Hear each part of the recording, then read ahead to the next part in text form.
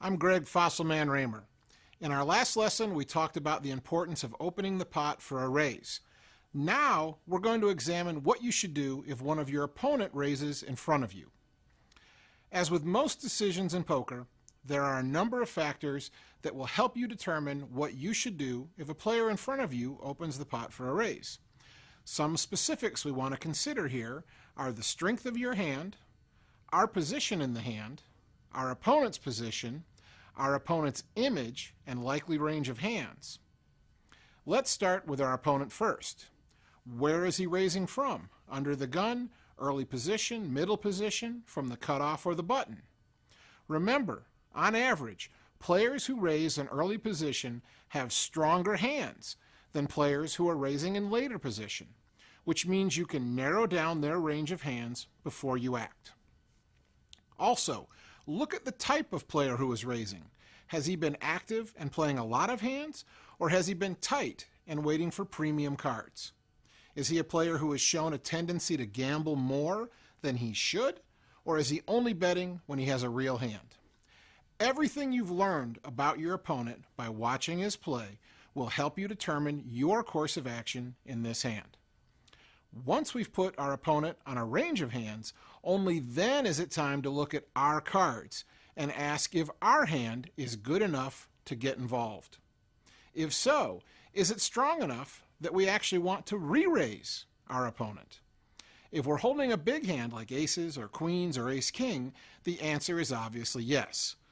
We want to re-raise most of the time. With hands like jacks or below, ace-queen, the answer isn't always as clear, which is another reason why studying your opponents is important. While you probably want to re-raise a loose aggressive player with a hand like pocket tens, you probably want to take a more conservative line and maybe just call a tighter player and see what develops on the flop. Let's assume your opponent made a standard 3x raise and you look down to find pocket kings in the cutoff seat. You decide to re-raise, but the question now is, how much is the right amount against one opponent? If another player has called the original raise before the action gets to you, increase your re-raise to about 4 times the original raise, or, in this example, about 2,400 chips. Now let's say we're facing that same 3x pre-flop raise, but we're holding a more speculative hand than pocket kings, something like pocket nines or king-queen suited. These are hands that we may very well like to see a flop with, but they're not so strong that we necessarily want to re-raise. In this case, calling may be the best option. By just calling in this spot, you may get tight players behind you to still fold their marginal hands, and if a player behind you re-raises, you can now drop your marginal hand without sacrificing too many chips.